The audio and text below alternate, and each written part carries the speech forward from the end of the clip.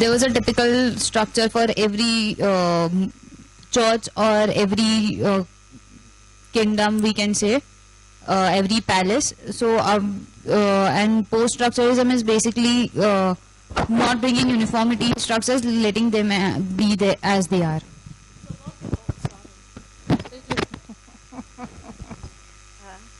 All right, so what you're saying is that this is what somebody who's doing architecture would be able to explain. How does that help me in law? I'm just being pedantic, but I'm trying to get you to think. So structures, how the buildings are made, how the churches are made, and how they are made now makes good sense. But what's that got to do with law? I mean, we've cast our net very wide, but even then, tell me why what the architects are thinking has anything to do with me as a legal thinker. So, what I'm trying to get at here is that is precisely the point, that post-structural ideas come from different disciplines, and of necessity, the thinkers are responding to their concerns. So what does post-structuralism mean in law? Well, for a start, we cannot identify author A or B or idea A or B clearly. So we have to adapt ideas that are in different disciplines and make them work for us in legal theory. The second point is that for us to understand post-structuralism, we should also understand a little bit of what is structuralism. Structuralism basically is what you have said in architecture, it means this, but the concept of structuralism really comes in semiotics or in study of language. So in study of language, what is happening is relevant to us because law is basically about using language.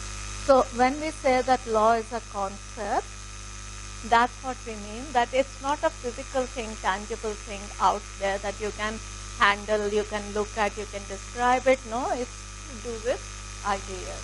Those ideas then translate into institutions, etc. But that doesn't mean that the courts are the law. Doesn't mean the legislature is the law. Doesn't mean the police station is the law. Then what is the law? Or what is the legal system? Then this question kind of alerts us to that it is not a thing that we are talking about, it is a collection of ideas. And that's why what semiotics has to say, what structuralism has to say, can be sort of directly transplanted into talking about law. So now this is a very big area, and I don't think I have the time or even the expertise to give you a lecture on semiotics. But the basic idea in structuralism is the idea that language is a self-referential system. That is, when you use words, where does the meaning of the word come from? Any word. So can you think of an example? Or what word is used for a particular physical, maybe an animal, differs from language to language. So sheep, for example, in English is called sheep, in Hindi it's called something else, in German it is called something else.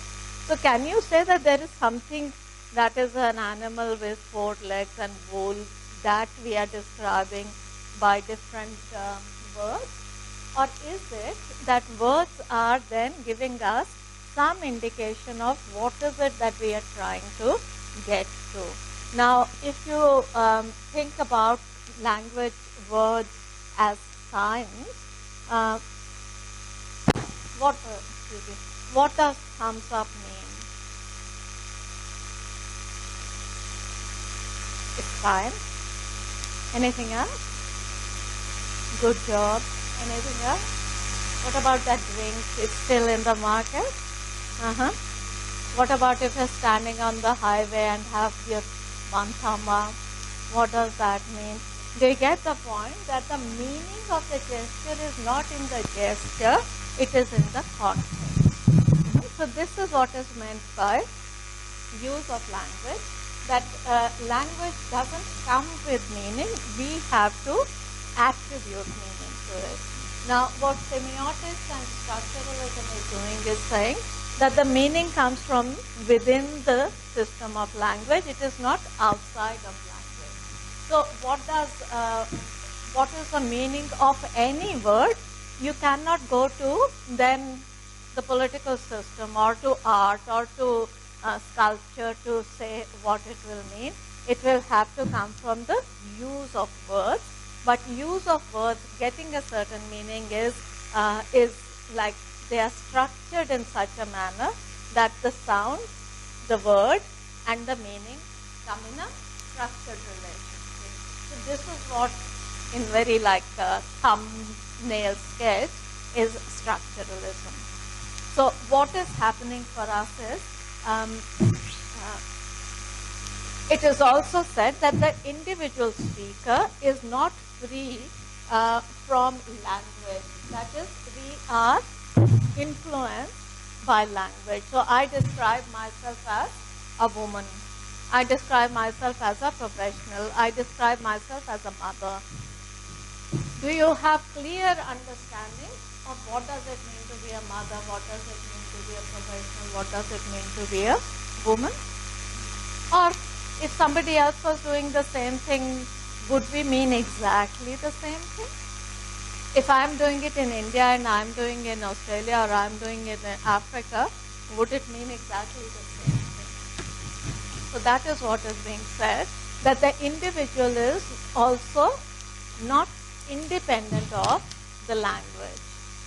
In other words, language is trying to give us meaning within itself. It is not depending on something else. My relationship to the language is that I do not stand outside of language and language stands there and I simply use it. What am I? How do I think of myself? How do I describe myself? Do you think you use language? How else will you do it? So when you are using language, the argument is that individual speaker is not free from language. That, but what we are getting at is that language has a conventional meaning. So language doesn't have a essential meaning or an inherent meaning. Language has a conventional meaning. That is, we agree that this word will mean something. Now, if law is basically language, do you make the connection? That any law does not have inherent meaning, doesn't have an essential meaning. It is a conventional meaning. That you and I can agree, or most of us can agree, that the Constitution means this. That legislation means this. That precedent means this.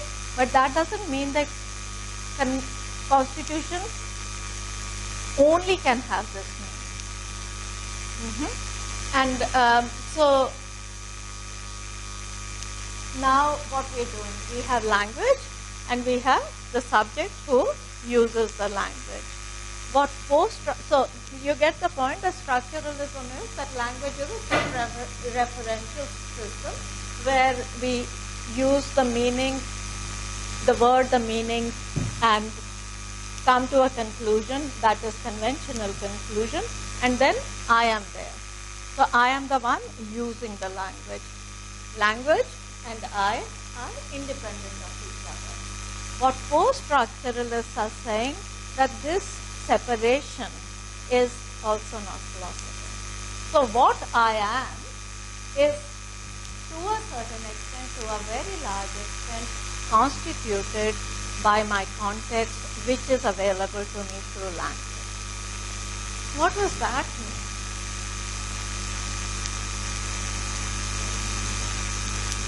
Am I free to do that? Not really? Then who's doing it?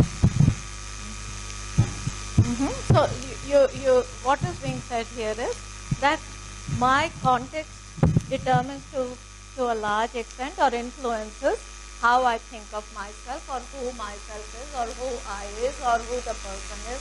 What does it mean to be a woman? What does it mean to be a man, etc. All right. I am here. Language is there. Now the argument is that we are mutually constituted. I am free to decide whatever I want to do, whatever words I want to use for myself. I know. Who will decide? If not me. The rest of you? Huh? The meaning of the word, we agreed on that, and that is what that is what the society carries on. That's true, but the point that I'm making is that everything else that we have done up till now has been talking about an object and a subject and an object, me and the legal system, me and the world, you and the next person, or you and the institution, etc., as if the two are independent of each other, me and society, law and society, me and the law. What is being said here is that there is no subject outside of the object. There is no world outside of me, or me outside of the world. That what constitutes society, what constitutes the world, is partly how I am constituted. So either you say that I have these inherent essential characteristics as an individual, as a human being, or you say that what I am is a part reflection or a part consequence of me interacting with the context that I am in. Now, who says that I am independent of the structure, I am independent of the world is basically modernist way of thinking. So what is the modernist way of thinking?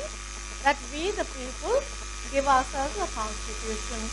I asked you yesterday, what do you mean by we the people?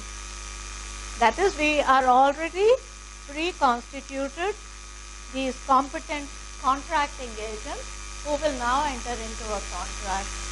But the argument is that this way of thinking forgets that there is no this thing as a contract unless you have a legal system. Unless you have a constitution, there is no question of giving ourselves the power to make laws. So this is the point that is being made, that this way of thinking, that I stand apart from everything else, forgets that subject-object or the subject and the system are not totally independent of each other. So what is the consequence of this is that what I think, how I argue, how I consider something to be accepted argument, etc., depends upon my particular context. So, and often doing his theorizing in 17th or 18th century England, should I be thinking like that also? Why not? He did the right way of thinking. He told us what's the right way of thinking. Now we can put it into practice. Why not?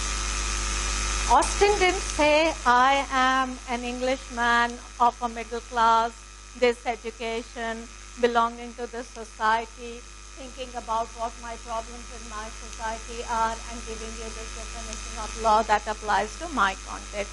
He said, this is the definition of law. Hart says, this is the definition of law. Dworkin says, this is the definition of law. The implication being that it doesn't matter who is doing the theorizing, what is their political context, what is their gender, what are their values, etc. No, we can tell you that we are telling you the truth. How do they manage to carry off that conceit? And all of our legal education tells us that this is how you analyze law. Do you see the point that the purpose of critical analysis then is to start examining that what gives us the confidence to say that what we know is universal, is correct, and will apply to everyone. So what is happening here is that language is not a self-validating structure, is what post-structuralists are saying. If it is not self-validating closed system and I influence language and language influences me, then am I not free to be able to think whatever? What stops me from thinking different? This is where Foucault comes in, and he is basically making the point that you have to understand that it is not a matter of that outside things, outside power comes and acts upon us, but each one of us is constituted in the discourse that exists. Now, what does it mean to say in the discourse that exists? What do you understand by the word discourses? That basically what he's getting at is that the subject, that is the knowing subject, that's been our business right from day one, is not independent of its context, is constituted by the system that he or she is in, and this, if this is true, then whatever I have to say, whatever theory I have to put forward, does not have the, if you like, the authority to call itself objective knowledge. That is not influenced by who's doing the theorizing. All right, then every one of us can do the theorizing. Then why do I have to read Foucault and not write on my own? You get the point? Here I'm telling you that everyone is basically doing their own thinking and they are part of their own context, then why read Foucault? Why do we think Foucault has something authoritative to say? I think the point was made yesterday that postmodernism challenges the validity of everything but tells us that postmodernism is right. So this is the point, that if it is a case that there is no sort of neutral, objective, independent knowledge out there, and whatever is considered knowledge is partly what I am thinking, and what I am thinking is partly influenced by my particular context, then you and I can easily do the thinking. Why do we need big authors, and why do we need education, and why do we need Foucault? Do you grasp the point that I'm trying? To say that there is no objective knowledge is not to say that there is no authoritative knowledge. That is, something gets accepted as the dominant way of thinking, and what Foucault is getting at is that how discourse is formed does not mean that anything will constitute valid knowledge.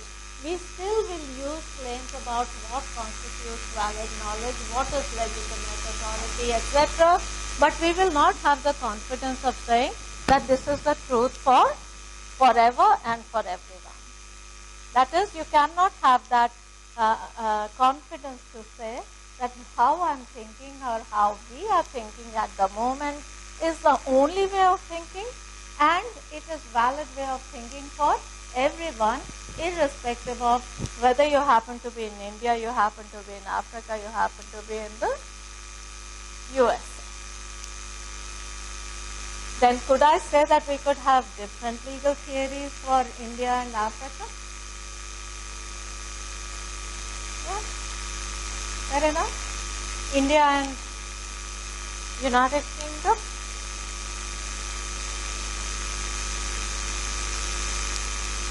Why did I pick up United Kingdom as an example? Because we claim to be a common law country. So could we say that common law countries have a way of thinking and civil law countries have different ways of thinking? Then our context becomes a very broad idea. But what is being said here is, should make us sit up and ask, what does it mean to say that we are a common law country? Has the question bothered you ever before? Okay, so what is the problem?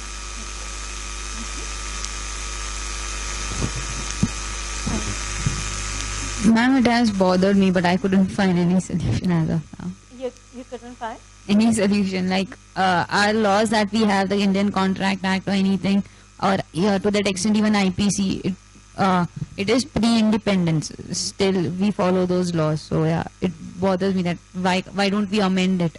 Okay, And that's something. true. But even if we amended our laws, will it make us not a common law country? Okay. What I'm trying to get at is that we divide modern sort of laws or legal systems into two broad categories, common law and civil law. Then we say, but yeah, there are some little pockets of Hindu law and Islamic law and all that, but the main game is about common law and civil law. And now what I'm trying to get to you is, if common law is what comes from England, well, it came at one time from England. First of all, what is the explanation that what applied in 17th century England applies in 21st century India to the same extent? So this is your point, that why are we living with laws that were enacted at least 150 years ago? But the more fundamental question is the idea of there is a hierarchy of courts, so there are precedents, and the courts are bound by precedents of the higher courts, etc.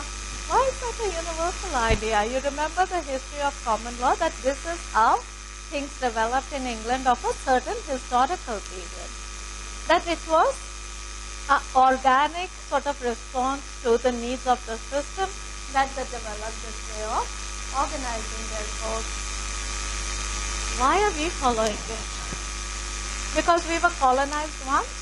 We cannot turn back the clock and say, well, we'll forget that we were ever colonized and go back to pre-colonial times. So that's not possible. But what about how precedent was understood in early or classical common law times and how it is understood now? We had this discussion in the second lecture that basically the doctrine of precedent has become very, very artificial in the modern context, while in the classical context it was a way of developing legal doctrine. When legislatures weren't doing as much legislating, then developing precedent was considered to be an acceptable way of doing it. When did precedent start getting sort of calcified and becoming this rigid precedent of rigid doctrine of precedent is when the English had to decide between the authority of the king and the judges. All right, even that is taken for like it has happened in the past. What is our rationale for continuing with using precedent? Can you imagine us being taught how civil law countries deal with similar issues? What is their legal structures? Why don't we talk about that? Because we have already assumed that we will not be doing anything differently. Understand something? So the point I'm trying to make is that what looks inevitable is actually not inevitable. That we at various steps have stopped questioning and assume that whatever is in existence is the natural state of affairs or is an inevitable state of affairs. What Foucault would say for this is the power of discourse to make something dominant discourse.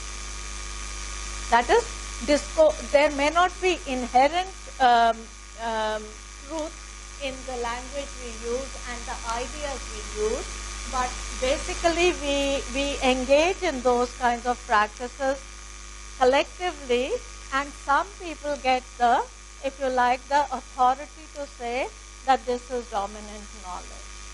So what he's getting at is that even though ideas are not sort of natural ideas or pre-existing truths, we are the ones who are bringing them into existence, but you and I are not similarly situated. So what the legal theorists have to say becomes much more authoritative. What your textbooks have to say becomes much more authoritative than somebody just talking about it, even if they happen to be a law teacher, or you writing your essays, and what standing do you have in the understanding of what constitutes correct legal knowledge or dominant ways of thinking, etc. The point here is that if you never question it, then what is the dominant ways of thinking? This is the whole point of this course. That is, you have been taught to think about law in a certain manner. If you are not sensitized to how is it, what are the steps taken for us to accept that this is what the law is, then we are the ones who are participating in the maintenance of this discourse as if it is the truth. Now, if you have critical legal views of the law and you get to read them in one unit or you don't get to read them, etc., do you see that it is the structure of your curriculum that makes it inevitable that you'll go out of this law school having a dominant understanding, knowing that there is on the margin another way of thinking or other ways of thinking, but that doesn't take the hold of the dominant view. It doesn't make the dominant view the truth. It doesn't make the non-dominant ideas not true, but the power of being able to say that this constitutes valid knowledge about law or this is what legal education is about allows us to perpetuate one view over the other. So this is what Foucault means by construction of dominant discourse. And am I able to step out of it? Well, if it's a way of thinking, then why can't I step out of it? Try doing that to your other teachers. So if your teacher is a committed positivist and you go and give them critical theory, you are in trouble. So I will take no responsibility for that. The point being that it is not a matter of individual activism or individual standing up to the system, etc. It is more ingrained than that. So our context determines us in the sense that it allows us certain spaces to question, but it doesn't necessarily mean that I can then take on the system. But then is this a pointless exercise? It isn't, because it opens your eyes to what is being portrayed as dominant and what are the steps that are involved in making it dominant understanding. But that doesn't stop you from questioning it, and gradually if enough of us are questioning it, then it's possible that there can be some taking off the confidence that the system has in its view. What I wanted to say somewhere was that when you move from the fact of something being the truth to the dominant truth, you have itself made a move, because you are starting to then say that there are other ways of looking at it, and you're generating that generation of discourse that you're putting forth. The very fact that you're saying, I don't agree with this and I think there's another way of looking at it, because from where I stand, that's how it seems to me, to that extent, you have shrunk the space for whatever may be the dominant truth. And I think that's critical in what Foucault is saying, because he's also questioning that entire business of, power only residing with the dominant. He's saying that power as much resides, with the people who challenge the dominant, and his this entire way of looking at power more, also from a bottom up, also from the more horizontal kind of perspective, I think is critical there. Yeah, very much. And thank you for that intervention. Did people get what Amita is trying to say? I was just thinking that maybe it might be worthwhile, because we just did it, that if you look at the way in which we discussed the whole issue of consent in the panel, and the fact that speaker after speaker said it is a participative construction, you can constitute it differently. The fact that you were saying you could constitute differently, you're also acknowledging that it is differently constituted. There is a dominant or there is a prevalent kind of way of it being understood, but it can be done otherwise, and that agency resides with us if we assert it. Yes, that agency resides with us, but then what I want to emphasize is that I'm not a free agent. So just because I decide today, I will not be able to get everyone else to see it my way. Why? Because basically everyone is constituted by our context. The possibility of resistance is what Foucault says makes it possible that you resist the dominant discourse. The possibility of resistance does not necessarily mean that you will be able to shake the dominance of the discourse. I'm going to use an example here. I don't know how much it resonates with you, but this idea that I'm not a feminist. Do you have that discourse in your surroundings also? That some women, powerful women, and otherwise completely empowered for all senses and purposes, are quite comfortable in saying that I'm not a feminist. There's a very famous author called Sandra Bartke. She wrote a book asking, how is it that not every woman is a feminist? So if we live in a gender hierarchized society, how is it that some women feel confident in saying, I'm not oppressed, I'm not discriminated against.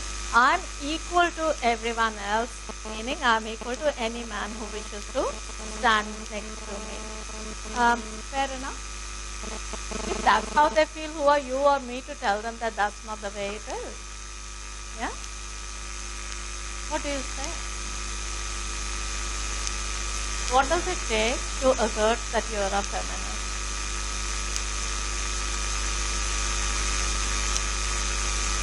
What does it assert to take in the consent panel context? That I don't want to. I'm happy not to have sexual relationships if these are the conditions under which it is available. It's a lot of personal courage. It takes a lot of willingness to put up with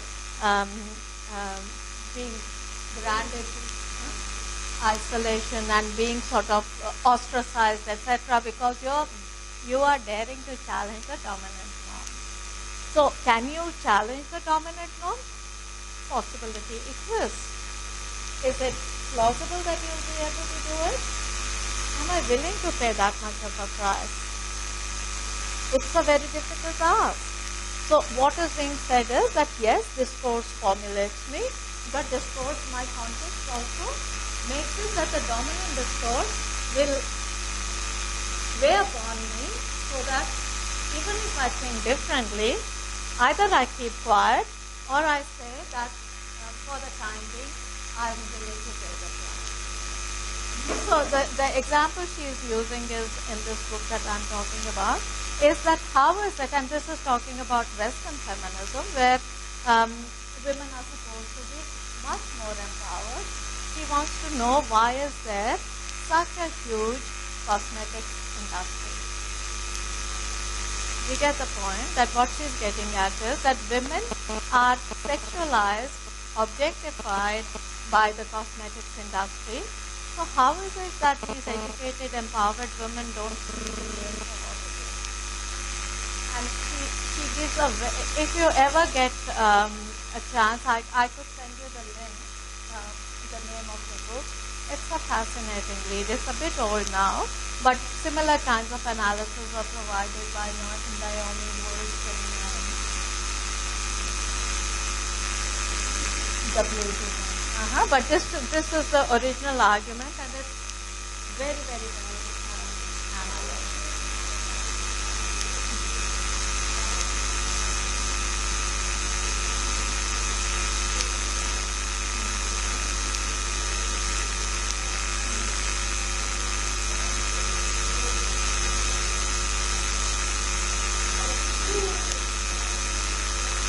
Yes, exactly. So,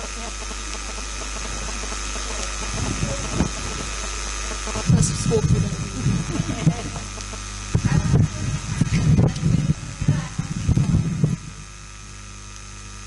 It's not because I want to get objectified or I want.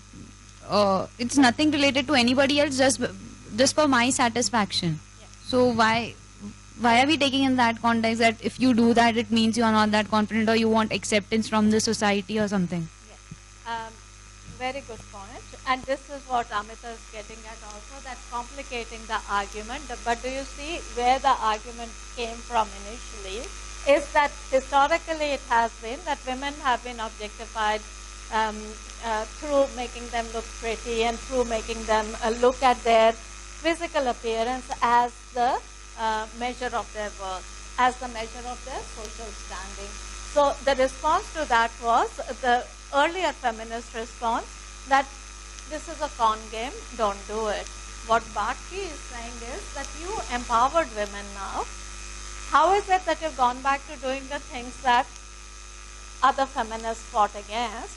And one response to that is that in our current context also, looking pretty or looking daggy has very huge consequences for women, not comparable for men. So I take your point completely that I want to do it for my, it's my free choice. But what she is saying is that the free choice that women have to make, men don't have to do. Why you should take this on board is that who do you think the cosmetic industry is targeted at?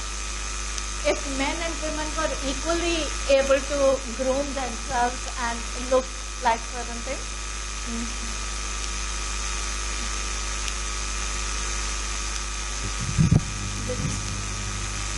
Point that the cosmetic industry is also targeting man these days. It is doing, but not to the same extent. You would have to agree. I could give you the statistics to show you that if 0.5% of it is targeted at men, 95.5% is still targeted at women.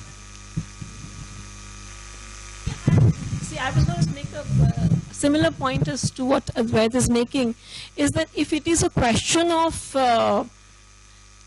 objectification, if it is that, I'm not saying it's necessarily so. I'm also sort of somewhere saying is this, that to be targeted is one thing, to be doing things for yourself is another thing, and it's important to make that distinction. See, it's like to be saying that, all right, I have the right to come to class or want to attend a party looking dowdy or looking good.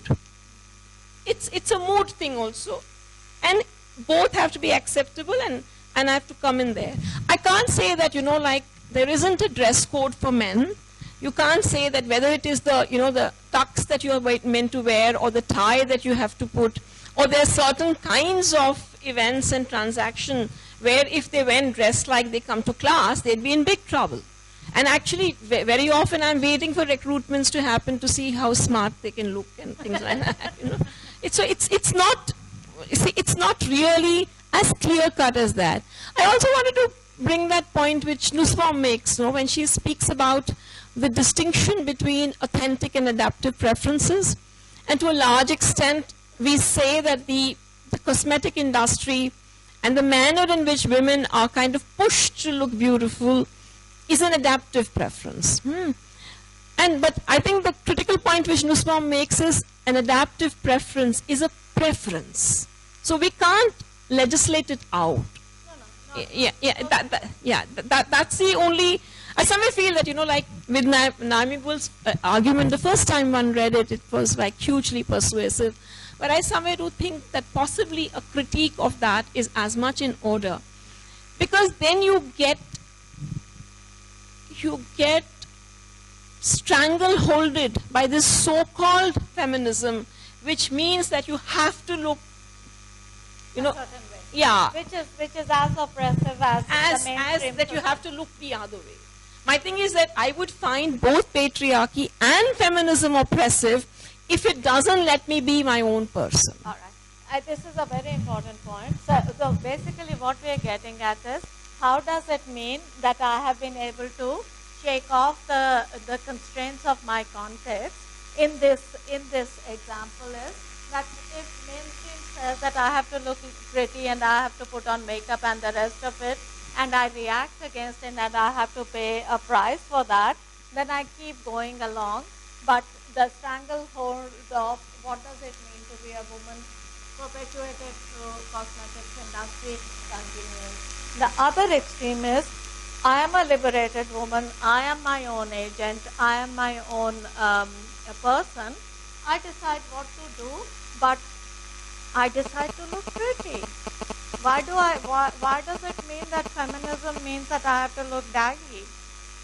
So if I want to use cosmetics, which is your point and a valid point, it is my choice, and that's what you're saying, that the difference is between adaptive preference and thinking of any preference as being sort of forced by a context. And the important point here is, how much agency do I exercise in any given context? And this is the point was made, that can I think of myself differently? How I started saying that was that this idea that discourse formation happens sort of frees us from this idea that I'm totally a captive of the system, that there is possibility of thinking differently, but how much differently can you think is the point. So you are not able to stand outside of the system because there is no outside of the system. So how would you be if you were not constituted or influenced by your context Is there any way of telling that? We can't do it. So we learn language. If we didn't learn language, how would we communicate, or how do we operate in a society? So is acquiring language, so the first point is language is not inherent, we have to acquire it. Acquiring language is a choice. Is it a choice? It's not. So we just do it. Yes, but acquiring language per se is not a choice. Think about it very, very carefully. But we are not born with a language, that is the point. And it's not natural, it is not inherent. So this is what Foucault is trying to tell us, that how we think about everything else is also akin to acquiring a language. That is, we are trained to think in certain manners, and this is the context that determines to a very large extent how we will think, what will be accepted as thinkable and not thinkable, and the rest of it. Amita's point that the fact that we think of something as dominant discourse tells us that there is an alternative discourse. I suggest to you that you doing this course and you doing mainstream jurisprudence is a very good illustration. That you are in a progressive environment where you are permitted to, enabled to think of law differently. But what is the rest of your legal training? More or less positive. Yeah? So, do you get the point that this is what Foucault is getting at? Yeah? So, yes. Try to set up an argument which is not kind of coming in from a mainstream articulation or a mainstream method. You're consequently told, how about talking law? Because what you are talking is not law. It's one of the, like the most common disdown when you are trying to speak critically. So I am sort of increasingly feeling that possibly you need to generate, and I'm talking genuinely about jocular discourse, not serious discourse, where you have to constantly say, "Ha, ye to positivism hai, hum to, we are talking life, we are talking real." You know, it's like you need to do the similar kind of an exercise to come into the reckoning even. And short of that, I can't see any other, you know, and I'm really, I don't know, I wanted just two groups, one school group and one family group in my WhatsApp, this thing.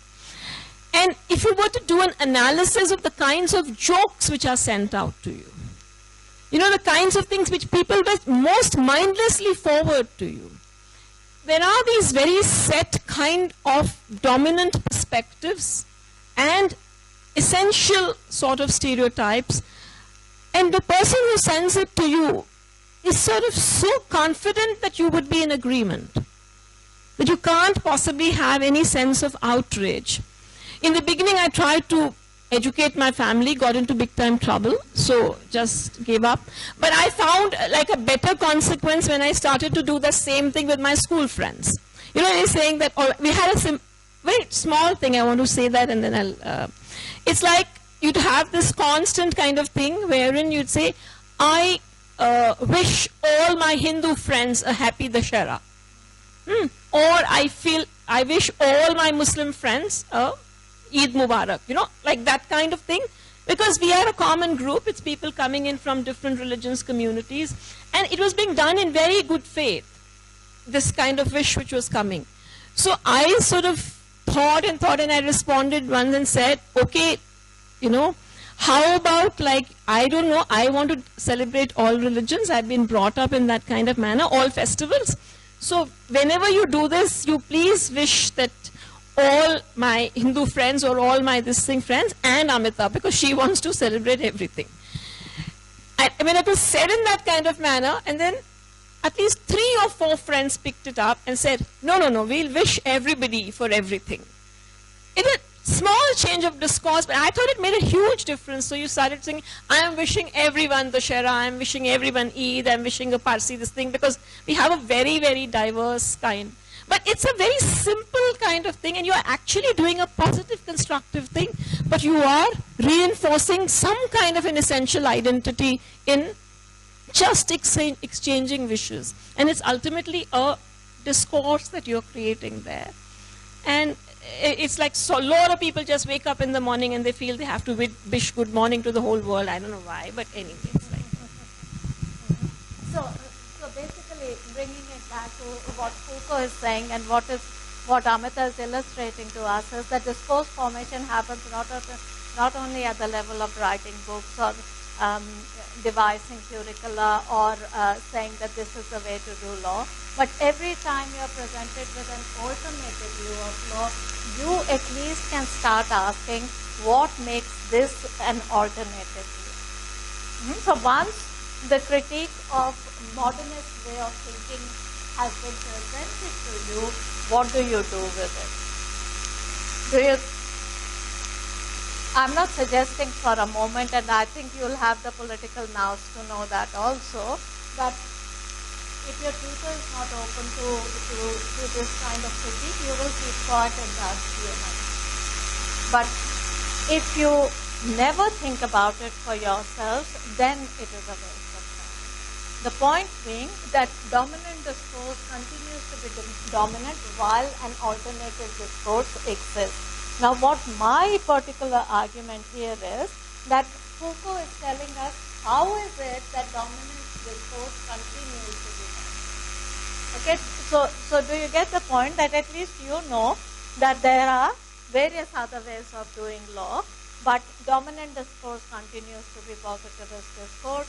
Now, if in writing your essays, writing your exams in subjects where the tutor's perspective is a positivist perspective, self-preservation requires that you repeat the positivist line.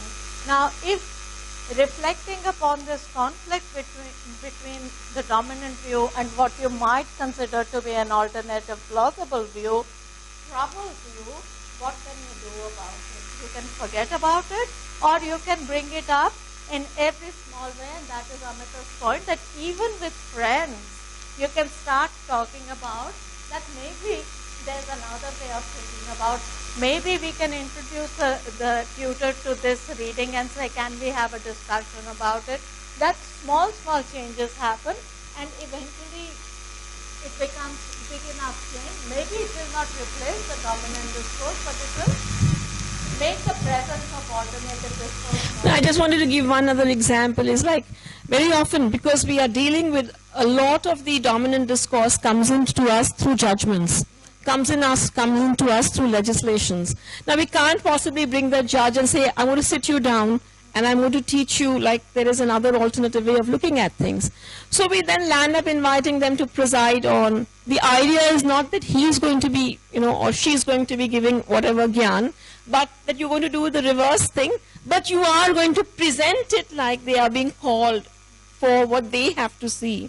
And then you fix the entire program in a manner where the judge is obligated to listen to an alternative way of doing things. And it's ultimately a subversive strategy, but that power exists within us is something if we know about. I totally take your context point. I take the fact that, everybody would say you can't call a judge and, of course, like Wade landed up saying all sorts of nasty things about a judge without knowing that it was his judgment that she was doing it on. People do that kind of.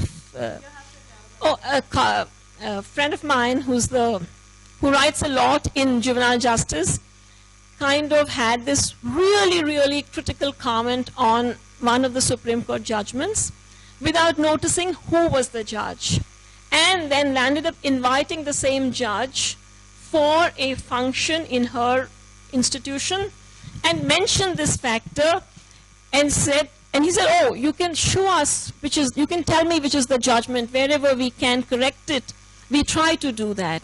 And it worked out that it was his judgment.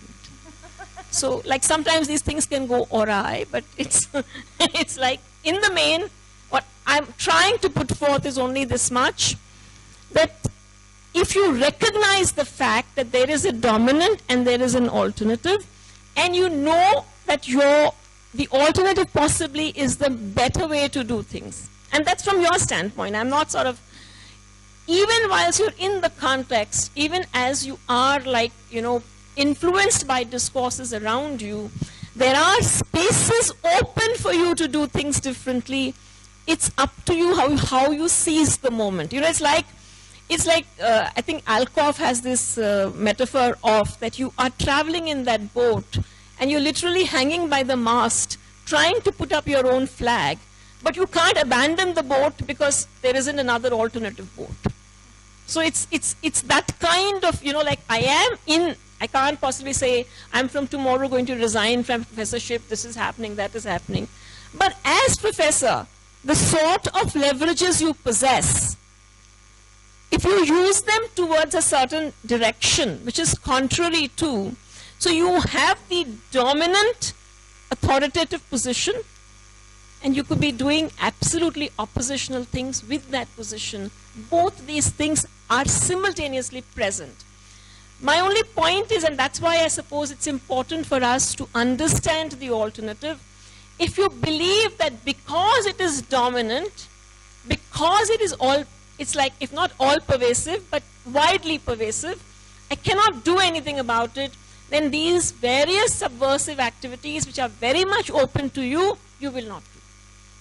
But if you know that both can subsist, and that's the power of Foucault, that he's saying power doesn't exist only at the top, it as much exists at the bottom.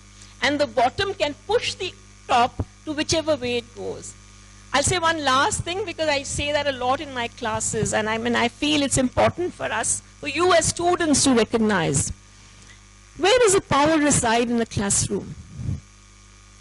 Is it only with Archana here, or is it as much with all of us this side?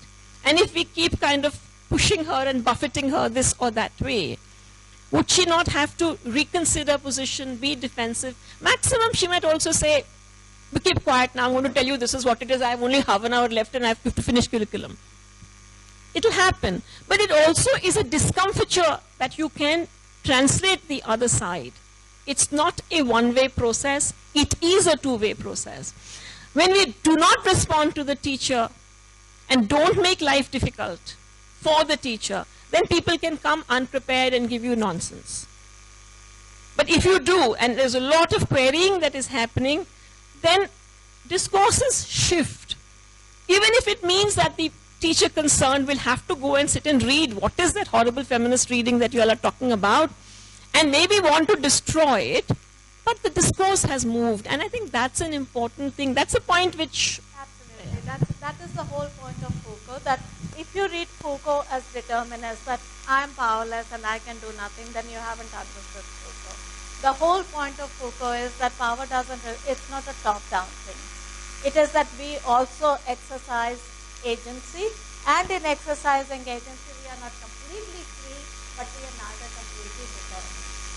So that is, to a certain extent, deviating from, if you like, mainstream Marxism, which is also critiquing the system, but saying nothing will happen until you change the economic system. What Foucault is getting at is that you don't have to go to total revolution and replace it with another system, because that system will have its own mechanisms of imposing top-down power. What we need to recognize is that power is something that is exercised on a day-to-day basis, and this should resonate to us as lawyers very much. Why? Because what is the meaning of law for us in common law countries? Judicial interpretation. What the Supreme Court says is the law, is the meaning of law. Yeah, it is the dominant understanding, or it is the understanding of a legal provision at any given time. Now the point is, if nobody can question it, then nothing will ever change. Now why I name this gendering legal education is that even though Amita is saying it is possible to inform judges of a different perspective, informing legal students, getting them to see the point of how they are the ones who are accepting or not accepting ideas as a snowballing. So instead of the 20 of you taking this course, imagine if every law school taught this perspective of law. What kind of a legal system would we end up with? Who's interested in creating that legal system? Public at large, but the judges and the lawyers and the Supreme Court silks and the rest of it are not, because most of the law teachers are not. That means I have to start educating myself all over again. It's too uncomfortable. So the establishment is not interested in it, but what is your stake in the system? Well, I want to be a judge also one day, and I don't want to rock the boat too much, but at least you're doing it with some discomfort in your heart that really I'm doing it for instrumental purposes rather than, which is fine, I have no problem with that.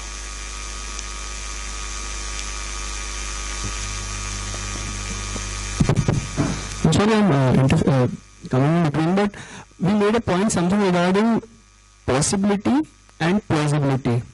So here when we are saying that when we have such a course in every law college of the country, I mean, can you connect it to that? And my second question was when ma'am said the point of acknowledgement. When I acknowledge that this is a dominant discourse, firstly what I could decipher is that it gives me some leeway or some understanding that there is something else, and whenever I find a getaway or whenever I find some opportunity, then I can capitalize or I can contribute something. I want to understand once again that the point regarding possibility of challenging and plausibility of challenging, and how can it be connected to this point of having such a course in law colleges. What I meant by possibility was that if your ways of thinking were the modernist ways of thinking, where the argument is that you can reach the truth if you find the foundation on which your argument is built, and you have a method of reaching the truth, then there is no possibility, because what we are saying is that theory has to be done this way, and it represents as close to reality as possible. Now, it is only by looking at critical ways of thinking that the possibility of defining this as the dominant discourse makes it possible that we acknowledge that there exist other ways of thinking. Now, plausibility, what I was getting at was that how many of us are doing it? It's an institutional thing. That is, if you don't have institutions offering you the opportunity, they keep repeating the dominant understandings of law, then the plausibility doesn't exist. What is the likelihood that many law schools will do that? Unfortunately, not very much. So that's what I mean, that the shape of your legal education is actually designed to perpetuate the system. It is not designed to make you question the system and reform the system. I just wanted to talk about two examples.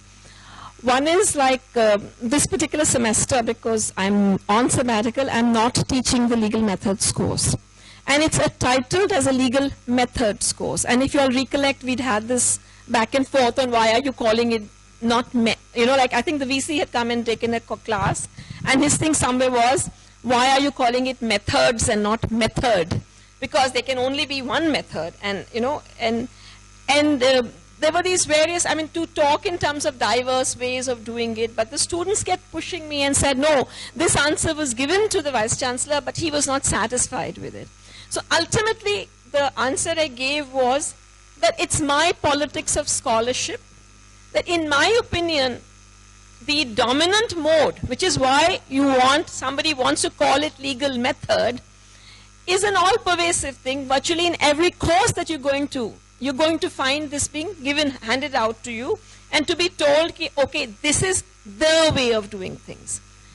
I want to leave open, at least because they're first semester students, I want to tell you that don't get desperate and depressed. There is an alternative way, And that alternative way is what I'm familiarizing with you. And because for me it is not alternative, but amongst the, at least the continuum of choices, I'm calling it legal methods and not method. The other thing I want to very quickly say as an answer of your possible plausible kind of thing is the sort of push that people have been trying to put in for whether getting feminist jurisprudence, whether getting, a rethinking jurisprudence or gendering legal education, the kind of point you're making. And every time that proposal is put to the University Grants Commission or to the Bar Council, nobody is willing to have it as a mandatory course. They absolutely say, you can offer it as an alternative, whoever is interested can take it, how can we kind of thrust it down people's neck? And in our university, when we went in for this mandatory elective thing, one course which is not mandatory in the Bar Council, otherwise we chose that we're going to follow the Bar Council line. But as a very major political choice, and possibly because I was driving the system, I can say if I wasn't, maybe it would have gone differently. We insisted on continuing with law and poverty as a mandatory course, and it continues as a mandatory course, recognizing the fact that if it is not mandatory, then the sort of questions that that kind of course raises will never come to the fore. Yeah, but most of people, it won't be then that most students will not be exposed to those kinds of questions, and that is the point. So basically, I want also to carry on with possible, plausible. Possible to think differently? How did a Foucault arise? If it wasn't possible to think differently than what the mainstream way of thinking is, then a Foucault doesn't happen, then post-structuralism doesn't happen, then deconstruction doesn't happen, postmodernism goes out the window. The fact that all this way of thinking exists, but we can ignore it so that the dominant discourse doesn't get its place. So, for me personally, I think that once you have read the critique of dominant ways of doing theory, how can you keep thinking in the dominant way? Like once it has been shown to you that feminists are saying that mainstream ways of legal thinking is not neutral, can you still keep repeating that idea? You at least have to come up with a plausible answer that this is the reason why. So let me go back a step. What is the main feminist critique of mainstream legal system is that law is not neutral. The law in its mainstream understanding says law has legitimate authority because it treats everyone the same. Feminists come along and say, your standard of sameness is actually a male standard. Now, what is the response that comes from mainstream is, you are biased. Meaning what? That they haven't shifted an inch. So they are still believing that it is possible to have objective point of view, and we are the ones who are doing objective theorizing. You are the ones who are the problem. So this is the point that dominant discourse makes. What is it that makes dominant discourse dominant is the institutional power. That is, your judges think like that, your legislators think like that, your law professors think like that, your law scholars think like that. Who am I? Some insignificant being. I'm given the autonomy to think whatever I like, but then don't expect that this course will be a mainstream course. I'm not pushing it because I'm teaching it, so let's not go there.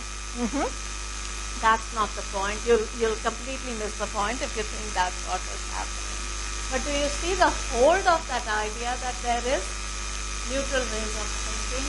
That is so big in our minds, that is so captures our imagination, that when an alternative is presented to us, we feel not confident that we can go down that path. Now, you don't feel confident in a survival sense, I can understand. That you don't feel confident in the intellectual sense, I hope that you do feel confident that you are seeing what the critical theorists are saying. So basically then what Foucault is saying is what constitutes dominant knowledge at any given time is not dominant because it is telling you the truth. It is dominant because enough of us subscribe to that view. So if enough of us subscribe to any view, what's objective about it? Is knowledge a matter of majority opinion? Do you get the enormity of that? That what we are saying is what is truth is what the majority thinks. Is that are you comfortable with that idea? So think about it very, very carefully. So what we are saying is that if majority of people think like that, then it must be right. And if everybody is saying something is neutral, then it must be neutral.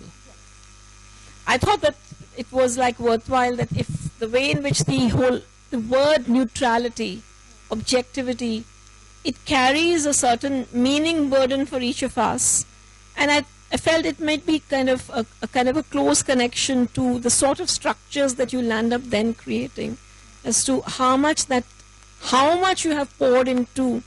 And each time when somebody wants to like present their own viewpoint and gain greater legitimacy and purchase, they would say, I'm just a neutral, objective participant. And from there I'm coming here. And you obviously are, somebody, because you would be saying, your politics would get you to say, but I am a committed feminist. That's a very good point. So feminists have their politics. Do non-feminists have any politics? You get the point? So the whole point in legal theory of saying that law is neutral and it is different from politics is this: to gain legitimacy that this view can be adopted by everyone, irrespective of what their politics is, irrespective of their point of view is, irrespective of what their personal experiences are. Along come critical theorists of various kinds, feminists to start off with. What do they say? No, from my perspective, this doesn't sound true. What are you told you are by? From my politics, the things should change. Then do your politics. Why do you want to come to law? So this kind of thing is replicated again when people started saying that the liberal law is actually racist. Okay, so what is the self-story of liberal law is? That it is neutral, that it is just, that it is fair. For somebody to come along and say, hey, what you're doing is actually racist, is totally attacking their self-worth and where they find legitimation. And so how will liberal legal theory respond to a claim that the law is anything but neutral? It is oppressive to people who are non-white. Okay, this is maybe a problem of the West. Why do I have to deal with it here? In India, we are not racist. Race is not an issue.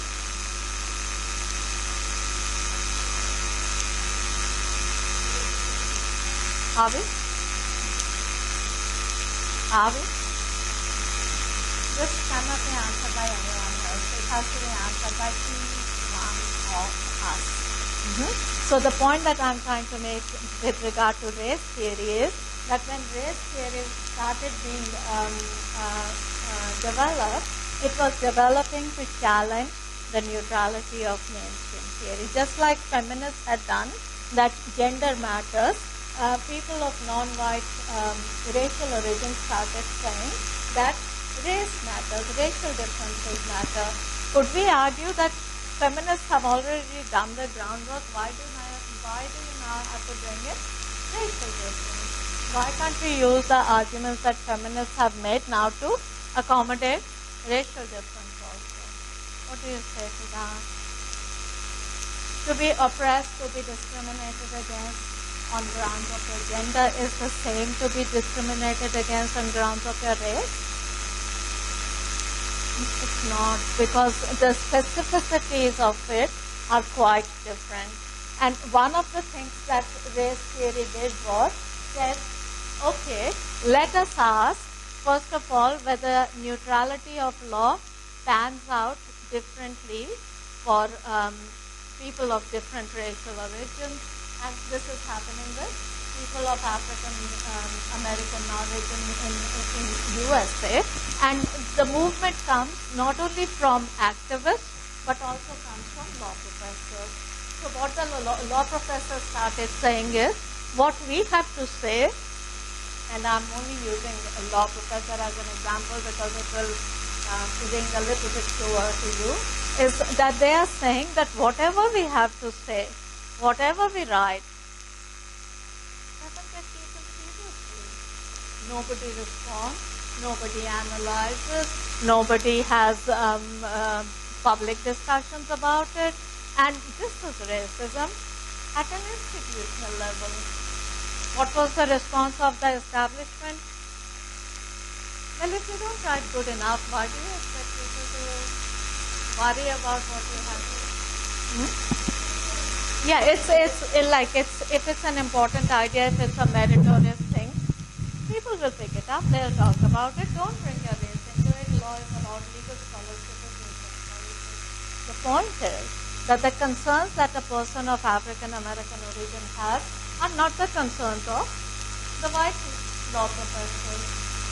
If they're talking about things like freedom of speech, how does it pan out to interests of African American people? Because they would never address the fact of that if you are talking about freedom of speech, then how much space are you giving for different kinds of speeches? You'll only talk about how the government is controlling, but the fact that a Harvard Law Review or a Yale or a Columbia has a certain filtering process by which certain kinds of opinions will never find. So the point being that scholarship is generated not in a neutral manner. Scholarship is generated by deciding what are important issues and what are not important issues. Has anyone seen the film Selma?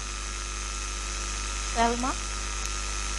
Okay, it's not so long ago. It was a film about Martin Luther King and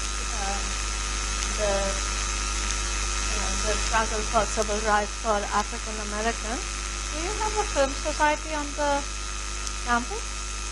Do you guys watch film? Individually or communally? Okay. So whoever's doing that under whichever banner, get them to screen this film. It's not so long ago, 2-3 years ago, called Selma. Selma was a town where the March for Civil Rights started. It's a fascinating film. And to think that we are not so down the track here. And one of the things I want to link to is that have we moved so far that now that African American people have the same civil rights as everyone else, race would have become an irrelevant issue? Should have become an irrelevant issue? Not only Muslim, but think about Obama. How do we describe Obama? Forget the Muslim part for the time being. Obama is the first black president of America. Why is he black? Who were his parents? Did he have both parents of African origin? No, he's only half black. But he looks very black. So are we talking about the looks or are we talking about his genetic makeup? What are we talking about when we're talking about race? So everyone with a straight face will tell you that race as a category is irrelevant. That it does not make sense to say that people are different because of the color of their skin. It is only skin deep. It doesn't make you less intelligent, more intelligent, or whatever else you can think about. Okay, why? So this is what the point that Foucault is making is that race as a category is not a biological category. Race in rational terms is an irrelevant concept. Does that mean that we don't use race as a category to classify people and to discriminate against. So do you see the point that at the same time that we are saying that the biological, the physiological aspect of it is totally irrelevant, yet we manage to create whole systems of disadvantage based upon that characteristic. So what happened to your rational discourse? Are you with me on this? So the point that is being made by Foucault here is it is a construct. Okay, how is it a construct? Well, most African Americans don't work hard enough, don't get educated, don't get a job, become a sort of a burden on the society, then they engage in criminal conduct.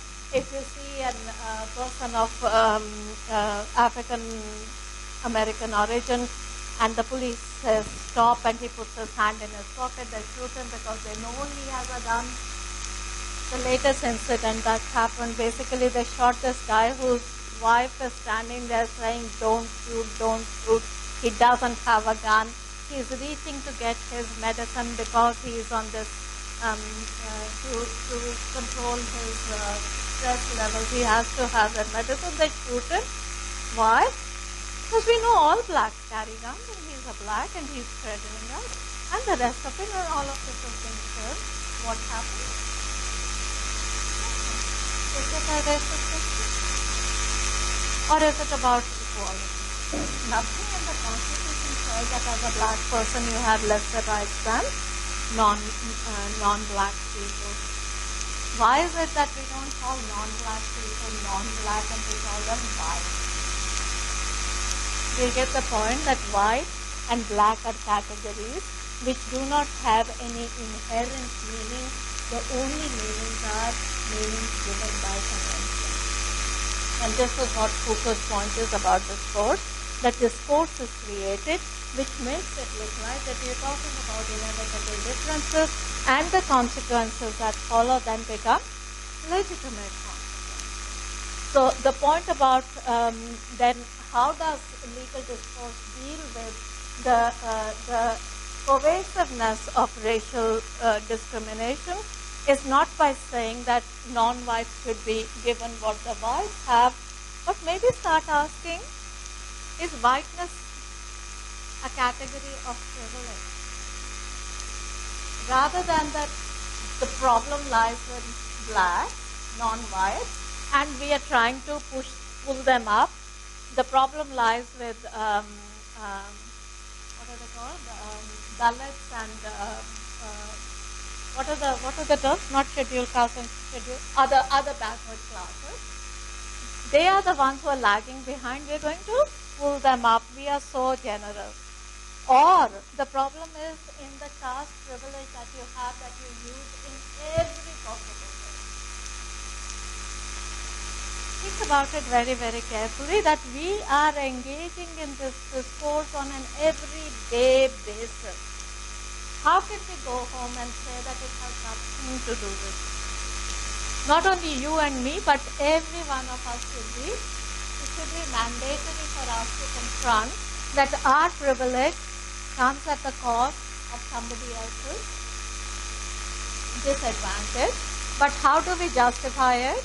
Because nobody likes to live a conflicted life, to feel that we are taking advantage of others.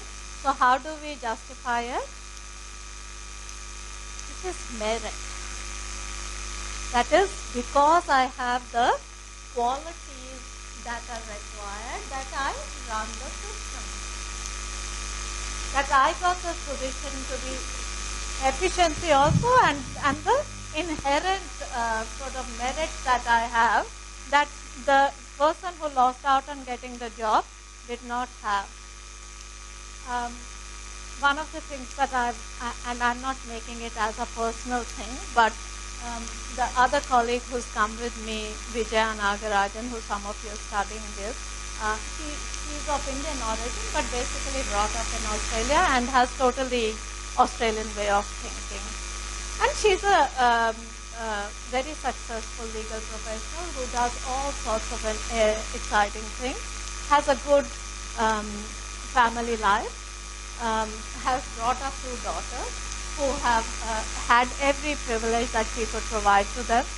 She says, I came here to this law school and for the first time I realized that my daughters are not that privileged. Do you get the point what she is saying? That basically she is saying, I'm seeing you kids here. All of you have such privilege that you take so much for granted, and you have all the possibilities in the world open to you, and you think you have a hard life just because your college doesn't allow you to be out after 9. I mean, this is the kind of difficulties you're facing. So the point being, as I'm not sort of pointing a finger. What I'm trying to say is that she's come from the outside and she sees how much privilege is taken just like that. That's how it is. And she is not privileged, but she realizes for the first time that her daughters don't have the opportunities that all of you take for granted. And this is not a person who is not a professional or who is not well regarded or who doesn't have a higher middle class living status, etc. So what she's getting at is, to a certain extent, she didn't name it, but I'm naming it, is that her daughters are of Indian origin in a white society. They can be the best in the world. Her elder daughter actually is a scholarship holder of Sydney University, like the top school. But she is her father is Australian. She looks white. But the fact that she has a name that carries in it the Indian element of it will close doors for her which a totally Anglo person will not have to deal with. The point being, that is it merit or is it taken for granted superiority of white? In our context, the fact that all of us are sitting here getting this education, what about all those hundreds and thousands of people who will never make it to the university that you are a part of? Do you think it's only your merit that got you here? Seriously. Do you think it's only my merit that got me the job that I have? I mean, I can kick myself, but you have to have the right background. Who are the people who go for higher education? Are the children of basically middle class educated people? Some exceptions, but mostly you are in a system where the system replicates itself. Then we convince ourselves that I am pretty good. Nothing wrong with it. That's a way of surviving. But don't you think that we also have the responsibility to ask, my privilege comes at somebody else's cost? So what the whiteness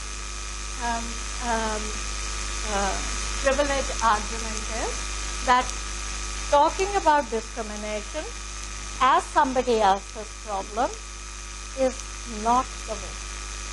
So nothing will change till the dominant mainstream people start acknowledging that our being dominant, our being mainstream is not a result of merit, it is a result of systems of thinking that make it look like that we deserve what we have, and if others lose out, well, we'll be generous about it.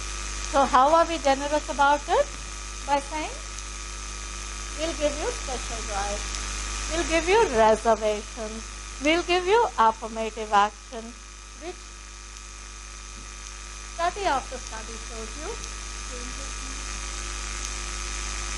changes nothing. It doesn't even knock at the class structure of our society. So are we then implicated in this state of affairs? What do you think? This is what Foucault is getting at. You have no escape. You basically. Yeah, you're born where you're born, and you are part of an education system that is an elitist education system. You can kill yourself with guilt, or you can say that maybe things need changing, and change starts with me.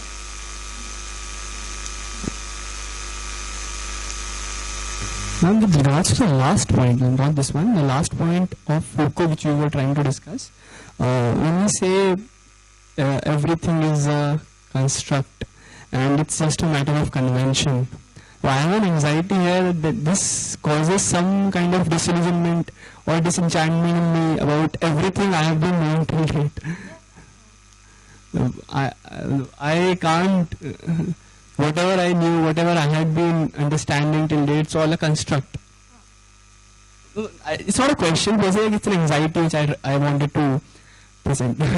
Basically, what I'm trying to get at here is that it's not about making you feel guilty as an individual. The point of the exercise is for us to start recognizing that when ideas are presented to us, they are not necessarily that they've given us the final truth. They're ideas that for the time being have currency, but if I use those ideas as if I've reached the final truth, then what do you do? Then if you're a mainstream legal theorist, you say feminists are biased, race theorists are biased, people talking about sexualities are biased, and the rest of the world is biased. There's no problem with me. So the purpose of the exercise is to start identifying how is it that mainstream theory keeps replicating the idea that it is telling you the truth, and that our role in the process is to stop and question, is it really the truth? Now, it may not mean that I have to drastically change my life, but at least the thinking starts. So this is the point about law is about ideas, and it is the ideas, if we start questioning it, then you set in process something that will change. If nobody ever talks about these ideas, what will happen? That is the point. So anxiety shouldn't be a personal anxiety in that I am doing it wrong. It is to see how ideas are presented to us and how we are taken along to accept those ideas as the truth. And if an opening is made possible, then I explore those openings where it is not killing me, but at least making it possible for me to think differently. Little bit sort of, I would say that individual anxiety should be faced also as an individual anxiety. And because it's true that you are part of that system, but because you're part of the system, you're also part of the change, no? Oh yeah, definitely. So, Yeah, I would somewhere say is that no, it's not just that it's only to make you feel, not make you feel individually anxious, because I think it's important for us to feel individually anxious, because only if we feel so, would we want to do something at all about a system? See, if I am told that I am, because the system is complicit, and if I support it to that extent I am, that's only, or like because the system is complicit, and so if you realize that the system is doing this, then you should try to work towards the system. You are not individually complicit. I don't think we can really get away from that one. I think to the extent that we are individually complicit. The question is, how do you sort of like work out that your approval of that system is on a, like it's some kind of a reducing or a decreasing approval? How do you work at it that it's a decreasing approval and it starts having an impact? For me, that would be the kind of query or the reflection I would want to put. That's fine, but all I'm trying to kind of reassure you is that it's not entirely your responsibility. So the fact that I have been exposed to these ideas, now I have to go and change the world, it will not happen. But that shouldn't be a cause for you to beat yourself that I'm doing the wrong thing.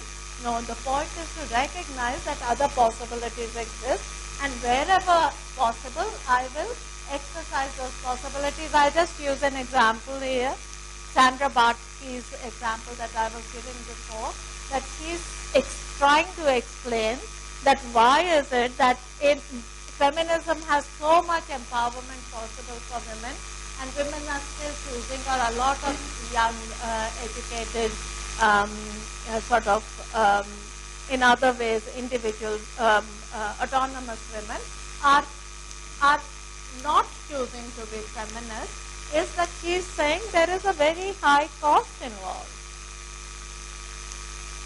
You have to recognize that to be different, a very high cost is involved in that you are labeled, you are targeted, you are made to feel that you are the exception and the rest of it.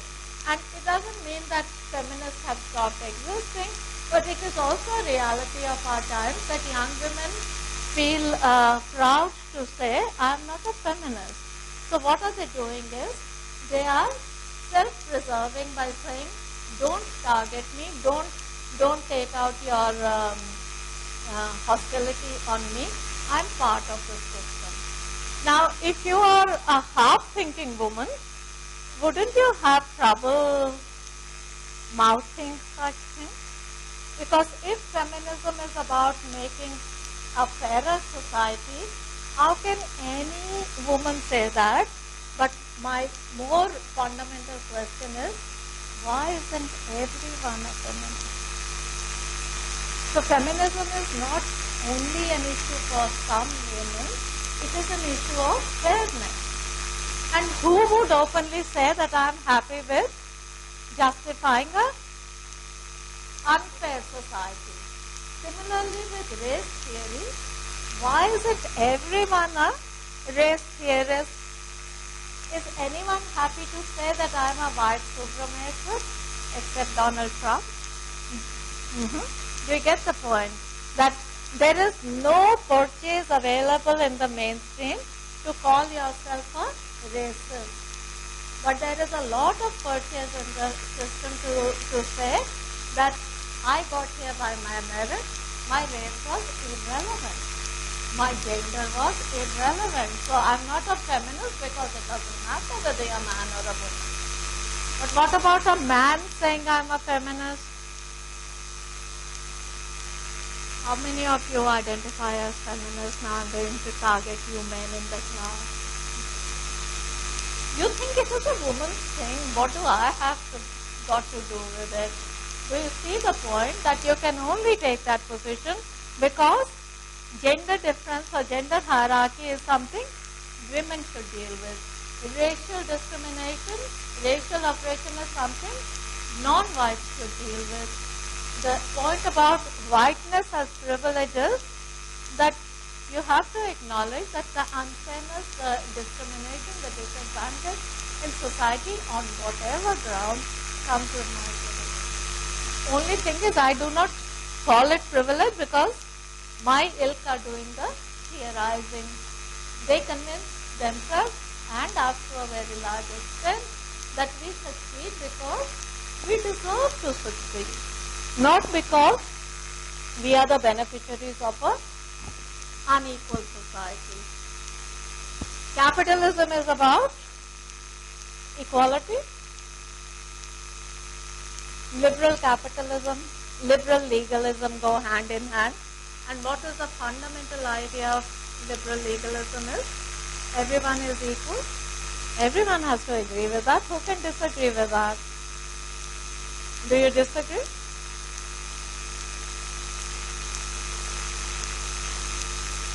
Then can I say that liberalism is an egalitarian philosophy? Do you understand what I mean by egalitarian? Egalitarian is where there is no hierarchy. No hierarchy. Full stop. Whether in terms of economics, whether in terms of gender, whether in terms of race, or whatever else you can think of. So liberalism gets its legitimacy from the idea that all of us are equal, yet it ends up justifying a society that is anything but an egalitarian society. And liberalism's main quarrel with socialism is that it does not allow economic independence. That is, socialism meddles in the market. What's the big deal?